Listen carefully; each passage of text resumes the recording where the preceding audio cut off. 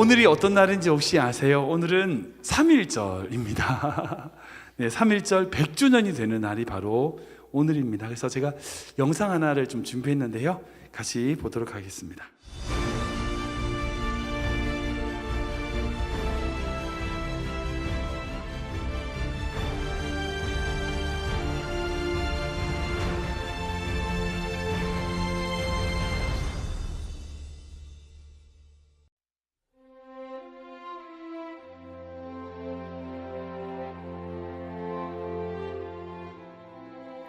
백 년 전 민족의 독립을 위해 일어난 3.1운동의 중심에는 교회가 있었습니다. 독립선언문을 작성한 민족대표 33인 중 16명이 기독교인이었고, 만세운동은 교회 조직을 통해 전국적으로 퍼져나갔습니다. 승동교회는 3.1운동을 준비하던 학생단 독립운동의 거점이 되었고, 제암리교회 성도들은 만세운동에 적극적으로 참여해 일본군에 의해 학살되었으며, 그 외 70여 개의 교회가 파괴되었습니다. 한국교회는 민족의 고난의 현장에서 함께 고난받은 교회였습니다. 100년 전 3.1운동에 참여했던 사람들은 남녀노소 할 것 없이 다양했고, 특히 기독교 학교와 청년들이 중추적인 역할을 했습니다. 독립선언서를 만든 민족 대표단이 체포되자 주일학교 교사였던 청년 정재용이 탑골공원 단상에 올라 독립선언서를 낭독했고, 이와 여학교는 정교생 만세운동을 계획해 조선 총독부가 휴교령을 내렸습니다. 수피아 여학교 학생들은 광주 만세운동을, 부산진 일신여학교 학생들은 부산 만세운동을 주도했습니다. 청년들은 옥중에서도 조국의 광복을 위해 기도하고 신앙을 지켰습니다.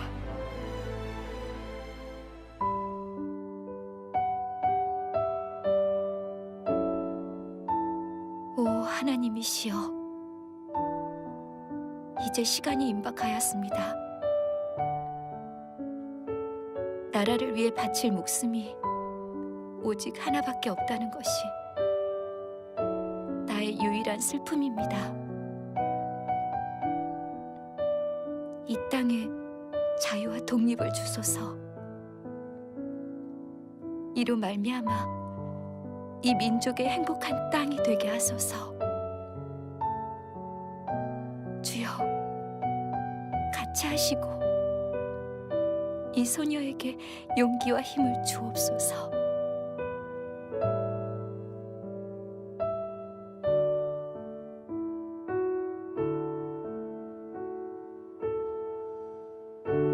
백 년 전 이 땅에는 우리나라는 정말 아무것도 없는 나라였었죠. 힘이 없어가지고 일제 침략에 주권에 말할 수 없는, 어떤 의견도 낼 수 없는 그런 약소국이었습니다. 그런데 참 감사한 것은 일제의 침략이 있기 전에 우리나라에 복음이 들어왔다는 거였습니다. 그 복음으로 나라를 사랑하는 그리스도인들이 그 땅에 있었다는 것입니다.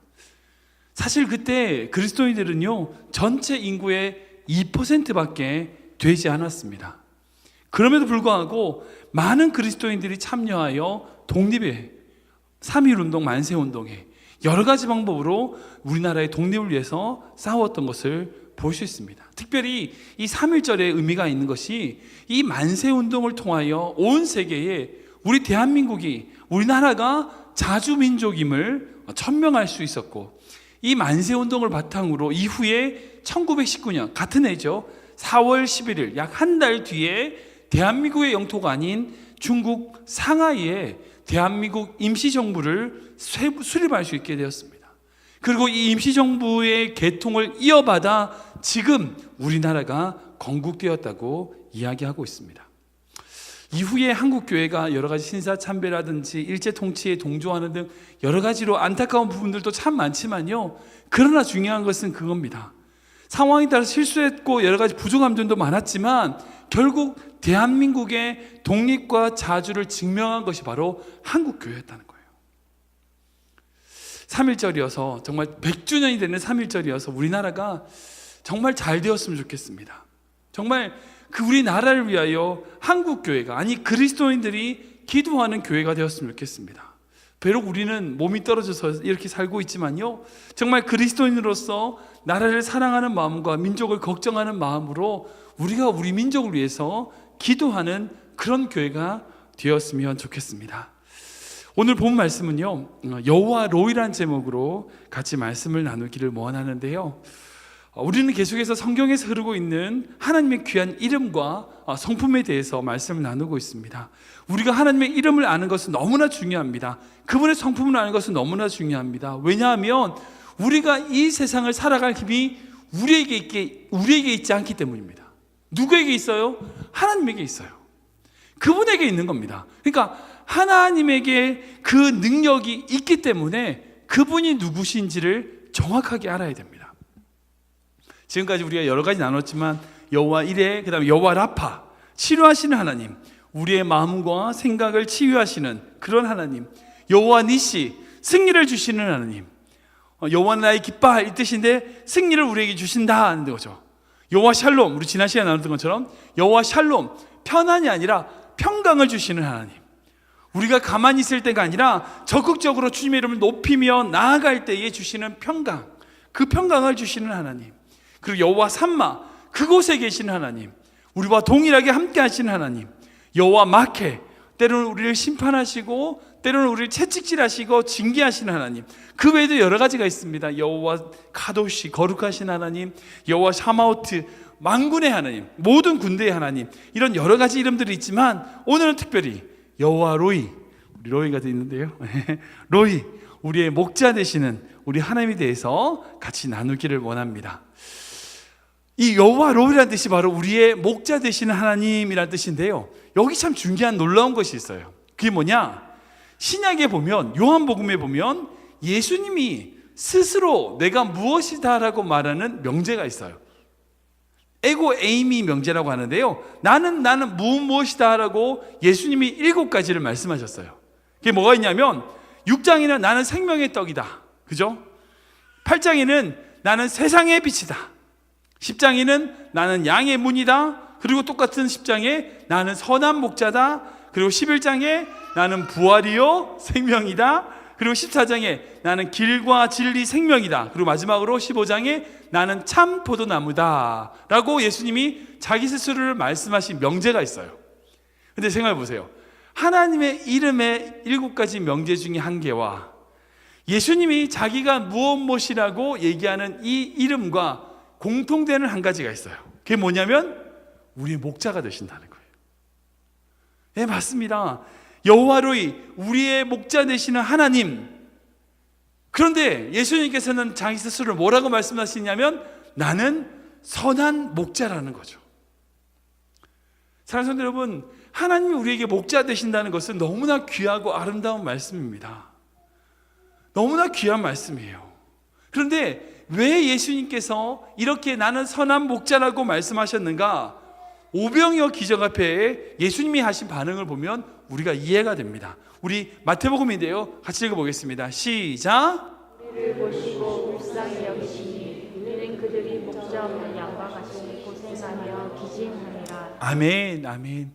그 당시 종교 지도자들로부터, 정치 시스템으로부터 소외당하고 외면당했던 그 이스라엘 백성을 바라보시며 예수님이 뭐라고 말씀하셨어요? 목자 없는 양 같다는 거예요. 그런 안타까움이 예수님에게 있다는 거예요. 근데 사랑하는 성도 여러분, 그때만 그런가요? 지금은 안 그렇습니까? 지금 또한 마찬가지 같습니다. 아우성치고 신앙생활 하면서도 교회 다니면서도 여러 가지 문제와 어려움이 있는 성도들을 만나게 되면요, 딱 마음이 그래요. 정말 목자 없는 양 같다. 교회 다니지 않는 사람들의 삶을 봐도 그렇고요, 교회 다닌다고 하지만 정말 평안이 없는 그런 삶의 인생을 바라보면 더욱더 그런 것 같습니다. 목자 없는 양 같다. 목자 없는 인생, 방황하고 힘든 그 인생에게 다가가 예수님께서 나는 선한 목자, 하나님에서 나는 여호와 로이의 하나님이다라고 말씀해 주신다는 겁니다. 제가 정말 이 말씀을 준비하면서 기도하는 것은요, 정말 우리 사랑하는 클리브랜드 하나님 교회 모든 성도님들이, 정말 여러분들, 우리 성도님들의 인생이 주님이 목자 되시는 인생, 주님이 우리의 목자 되시는 인생 되시길 축원합니다.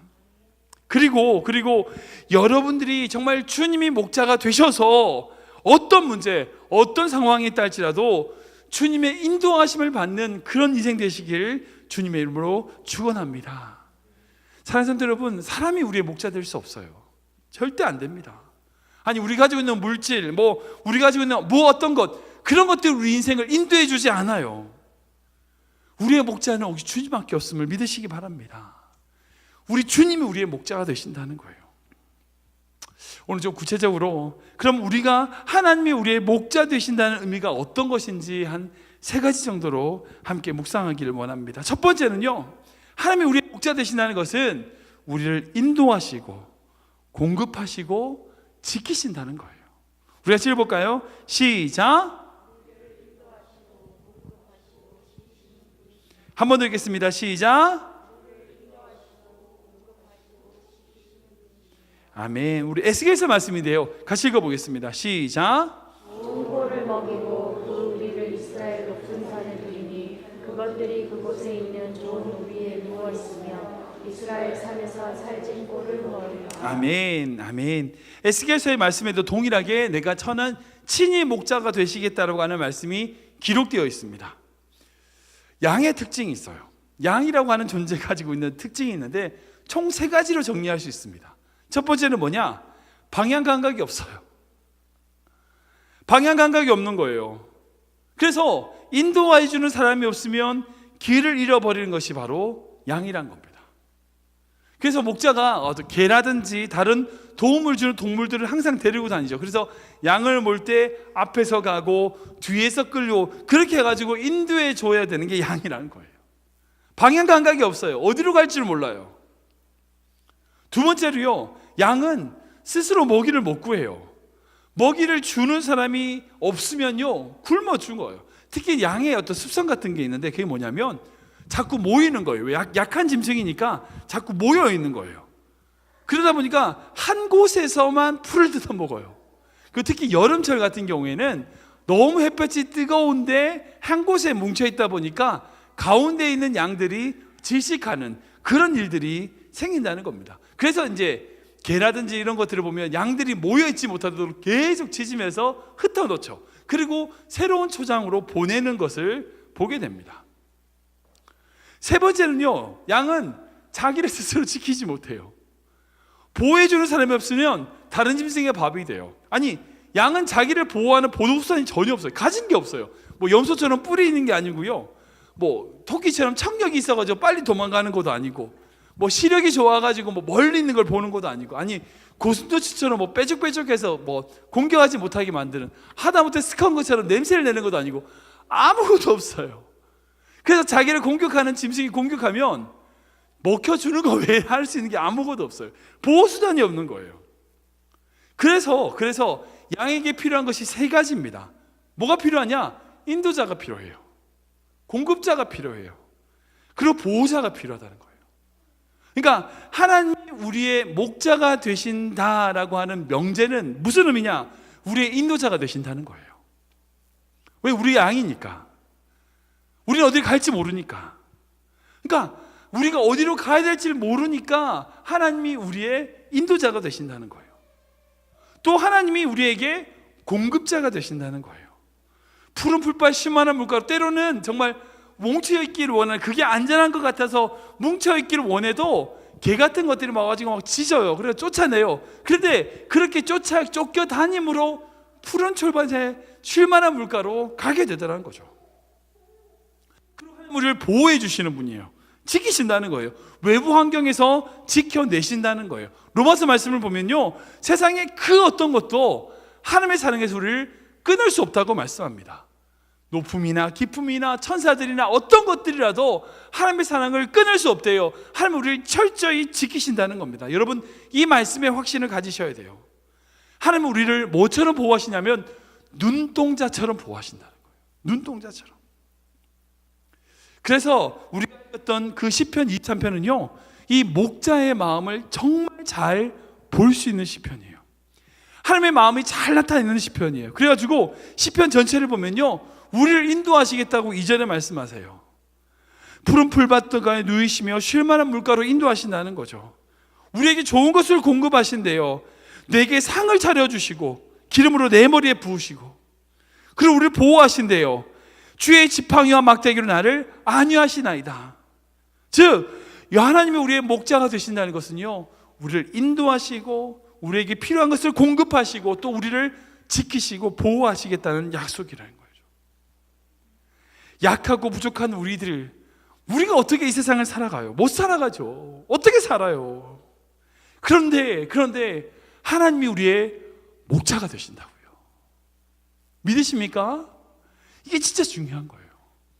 우리 힘으로 살아갈 수 없는데, 우리 힘으로 해낼 수 없는데, 우리 힘으로 도저히 이루어낼 수 없지만 하나님이 목자가 되시면 된다고요. 여러분, 믿음의 선배들을 만나서 얘기해 보십시오. 자기 힘으로 했다고 하는 사람 있으면 제가 손가락을 장을지 질게요.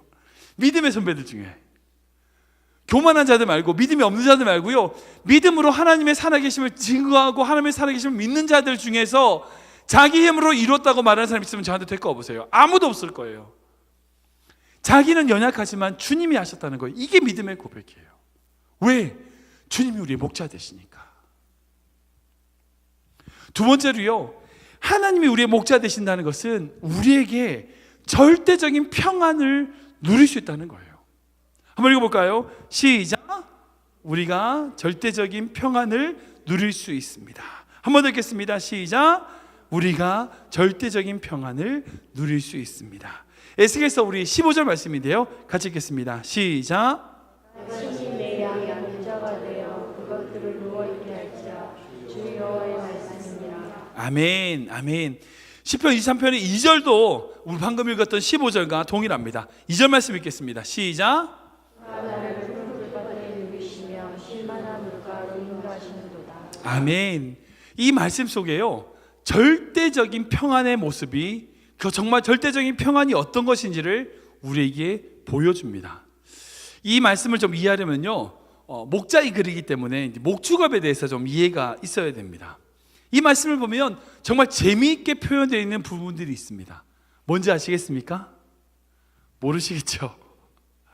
그것은 바로 양인 그 나를 푸른 풀밭에 누이신다는 거예요. 여러분, 양은 누워서 잘까요? 서서 잘까요? 눕는다는 것이 이제 다리를 오므리고 이제 앉아 있는 거 말고요, 등을 대고 이렇게 누워 있는 걸 얘기하는 거예요. 양은 누워서 잘까요? 서서 잘까요? 예, 서서 자요. 혹시 토끼가 누워 있는 거 보셨어요? 마시메로 이런 거 말고요. 마시마로, 그 엽기 토끼 마시마로 말고 정말 엎드려 자죠. 그리고 무슨 바스락 소리 나면 어떻게 해요? 뛰고 봐요, 보고 뛰어요. 뛰고 봐요. 예. 놀래가지고 먼저 뛰고 봐요. 그래서 토끼를 잡는 거예요. 아무튼 토끼는 그래요. 토끼 또한 아니라 사슴도 마찬가지입니다. 아니죠, 양도 마찬가지입니다. 제가 이제 오하이오 오니까 저희 집에 사슴이 한 번씩 들러요. 저희들이 처음 이사 왔을 때 사슴을 보니까 너무 신기한 거예요. 지금은 뭐 익숙해져가지고 사슴 왔네 뭐 이러고 말지만, 처음에 왔을 때는 사슴 보고 막, 야, 사슴 왔다 그래가지고 창에 서가지고 한참을 들여다보고 했던 적이 있습니다. 그러면 사슴이 백야드에 오면 좀 가까이 보려고 백야드 문을 탁 열면 어떻게 돼요? 움찔하면서 다 도망가요. 문소리가 나면 바로 다 도망갑니다. 왜? 사슴은 약한 동물이거든요. 조그만 소리가 나도 깜짝 놀라서 뛰죠. 양도 마찬가지입니다. 양도 조그만 소리가 나면 민감하게 반응을 해요. 근데 반대로 사자는 누워서 잘까요? 서서 잘까요? 사자 누워서 자요. 배부르고 하면 누워서 자요. 예. 집에서 기르는 강아지 누워서 자요? 서서 자요? 예, 누워서 자요. 저희 집에 고양이 한 마리를 키우는데 걔도 한 번씩 누워서 자더라고요. 아무튼 건드려도 움직이지도 않아. 막 치는데도 뭐 계속 누워 있어. 하여튼 그런 고양이가 있어요. 아무튼 왜 누워서 자는가? 사자가 왜 누워서 자는가? 아무도 자기를 건드리지 않거든요. 개도 마찬가지고 자기의 생명의 위협이 없으니까 누워서 자는 거예요. 그러니까 사람도 마찬가지로 누워서 자는 겁니다. 그런데 양이 누워서 잔다? 이 말이 안 되는 말이에요. 말이 안 되는 말이에요. 사실 좀 이해가 되는 게 다윗이 왕이니까 양을 잘 몰라서 이렇게 썼겠죠. 정말 다윗이 양을 몰라서 이렇게 썼을까요? 아니죠. 다윗의 전직이 뭐예요? 목자잖아요. 목동이잖아요. 누구보다도 양을 잘 안다고요. 그런데 이 양이 누워서 잔다라고 표현을 해요. 이것은 그만큼 절대적인 평안이 하나님 안에 있을 때에, 주님이 우리의 목자가 되실 때에 함께 있다는 거예요. 근데 제가 이 말씀을 묵상하면서 제가 받은 은혜가 있어요. 제가한테 주신 은혜가 있어요. 그게 뭐냐면 양이 딱 그렇게 누워서 잘 때가 있어요. 언제인지 아세요? 양이 그렇게 누워서 잘 때, 그렇게 누워 있을 수 있을 때, 털간이에 나중에 보시면 양털 다 앉혀서 깎고 세워서 깎아요. 누워서는 강제로 눕혀가지고 깎는 건 깎겠지만, 배를 깎을 땐 깎겠지만 대부분은 이렇게 세워가지고 깎죠. 딱 하나 있어요. 그게 뭔지 아세요? 목자가 누워있는 그 양 옆에 앉아서 그 배를 쓰물 때예요. 아시겠어요? 그러니까 그 목자가 그 양 옆에 딱 앉아가지고 양을 눕혀서 그 배를 쓰다듬고 있을 땐 가만히 있어요. 아니면 딱 넘어지죠. 어떻게 해요? 발딱 일어서죠. 양은 그래요. 가만히 누워있지 않아요. 그런데 그 목자가 그 양을 눕혀서 그 배를 쓰다듬고 있을 때는 가만히 누워있어요. 하나님이 나의 목자가 되시면서 나를 푸른 풀밭에 누이신다는 말이 뭔지 아세요? 지금 그 양 옆에 목자가 있는 거예요. 그리고 그 손길로 그 목자가 그 양의 배를, 그 양의 털을 쓰다듬고 있는 거예요. 그 손길이 함께하고 있는 거예요. 지금 그 상태인 거예요. 지금 여러분들은 어떠십니까? 하나님이 지금 여러분들의 인생을, 여러분들의 삶을 쓰다듬고 계시는 손길이 느껴지십니까? 하나님은요, 지금 여러분들의 삶을 쓰다듬고 계세요. 여러분들의 삶을 만지고 계시는 거예요. 따뜻한 손길로 여러분들의 인생을 쓰다듬고 계세요. 여러분들 그 손길이 느껴지세요? 그 손길이 느껴지신다면 왜 그렇게 불안해 하시는 거예요? 사랑하는 성도 여러분, 전 여러분들이 그 손길을 느끼시기를 원합니다. 지금 내 삶을 쓰다듬고 계시는 하나님의 손길, 그 손길로 말미암아 내가 누릴 수 있는 평안함, 그 위로. 세상의 손길 구하지 마세요. 다른 사람의 무슨 말 구하지 마세요. 주님의 손길이 있잖아요. 주님이 위로하시잖아요. 주님의 손길로 여러분들을 쓰다듬고 계시는 걸 느끼신다면요, 왜 그렇게 두려워하시는 겁니까? 여러분, 그 속에 평안이 있다는 겁니다. 세 번째로요, 주님이 우리의 목자 되신다는 것은 바로 주님께서 우리를 사랑하신다는 거예요. 여러분 읽어볼까요? 시작. 주님께서 우리를 사랑하신다는 것입니다. 한번 듣겠습니다. 시작. 아멘. 우리 요한복음 말씀인데요, 한번 읽어보겠습니다. 시작. 아버지께서 나를 아시고 내가 아버지를 아는 것 같으니 나는 양을 위하여 목숨을 버리노라. 아멘. 아멘. 예수님의 말씀이에요. 하나님 성경을 보면요, 하나님이 우리를 사랑하신다라고 하는 표현들과 여러 가지 그 상징들이 곳곳에 등장하게 됩니다. 그리고 그것을 통하여 피부에 와닿도록 설명하신 것을 볼 수 있어요. 모세를 통해 가지고 홍해를 가르시고 율법을 주시면서 그 안에 숨겨진 사랑을 우리에게 보여주셨죠. 성경을 통해서. 다윗을 통해서 또한 밧세바를 용납하고 용서해주는 어떤 그런 바보 같은 하나님의 사랑을 우리에게 숨겨서 보여주신 적이 있습니다. 호세아 같은 경우는요, 사랑하지 못할 아내를 얻어가지고 사랑하는 모습을 보여줌으로써 하나님이 우리를 사랑하시는 모습이 어떤 것인지를 보여주는 어떤 그런 증표들과 상징들이 있습니다. 그런데 성경에 나와 있는 여러 가지 증표와 상징들 중에서 가장 하나님 우리를 사랑하신다고 하는 증표가 있어요. 그게 뭔지 아세요? 뭘까요? 십자가예요. 십자가. 하나님 우리를 사랑하신다고 하는 수많은 증표 중에서 제일 중요한 증표가 뭐냐? 십자가예요. 이 십자가가 무슨 의미예요? 내가 너를 사랑해서 뭐 했다? 죽으셨다는 거예요. 하나님이 우리를 사랑해서 죽으셨다는 거예요. 사실 생각해보세요. 사랑해서 죽었다는데 이거보다 더 큰 증표가 어디 있어요? 상징과 증표가 어디 있어요? 그런데 하나님이 우리를 정말 사랑해서 자기의 목숨을 내려놓고 예수님께서 죽으셨는데 왜 죽으셨냐? 사랑받을 만해서? 아니요. 무엇 때문에? 우리의 양이기 때문에. 그분의 양이기 때문에. 그분이 우리의 목자이기 때문에 죽으셨다는 것이 오늘의 본문의 말씀이에요. 에스겔서 말씀 우리 다시 한번 읽어볼까요? 시작. 내가 친히 내 양의 목자가 되어 그것들을 누워있게 할지라. 주 여호와의 말씀이니. 우리 시편 말씀도 한번 읽겠습니다. 시작. 여호와는 나의 목자시니 내게 부족함이 없으리로다. 아멘, 아멘. 여러분, 이 말씀이 복음이 됩니다. 주님이 우리의 목자가 되신다는 거예요.